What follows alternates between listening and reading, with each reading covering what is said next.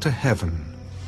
Then the Lord sent an angel who cut down every mighty man of valor, leader and captain in the camp of the king of Assyria. So he returned shamefaced to his own land.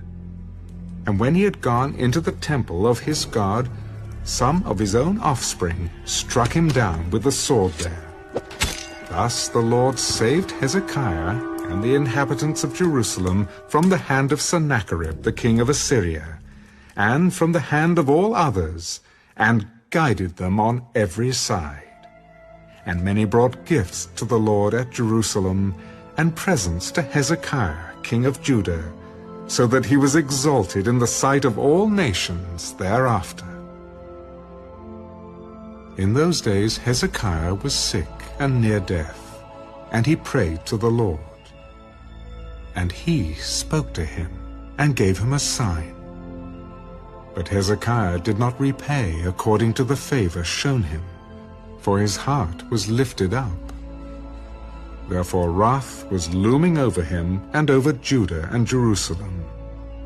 Then Hezekiah humbled himself for the pride of his heart, he and the inhabitants of Jerusalem, so that the wrath of the Lord did not come upon them in the days of Hezekiah.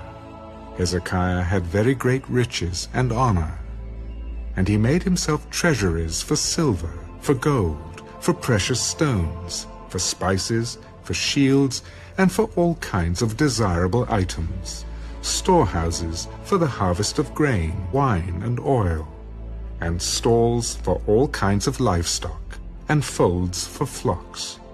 Moreover, he provided cities for himself, and possessions of flocks and herds in abundance, for God had given him very much property. This same Hezekiah also stopped the water outlet of Upper Gihon, and brought the water by tunnel to the west side of the city of David. Hezekiah prospered in all his works. However, regarding the ambassadors of the princes of Babylon, whom they sent to him to inquire about the wonder that was done in the land, God withdrew from him, in order to test him, that he might know all that was in his heart.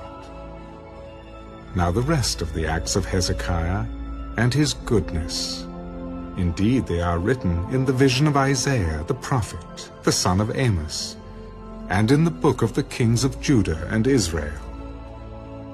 So Hezekiah rested with his fathers, and they buried him in the upper tombs of the sons of David. And all Judah and the inhabitants of Jerusalem honored him at his death. Then Manasseh his son reigned in his place. 2 Chronicles, chapter 33. Manasseh was 12 years old when he became king, and he reigned 55 years in Jerusalem.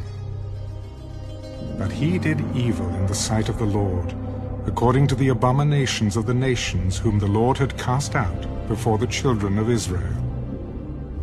For he rebuilt the high places which Hezekiah his father had broken down. He raised up altars for the Baals and made wooden images.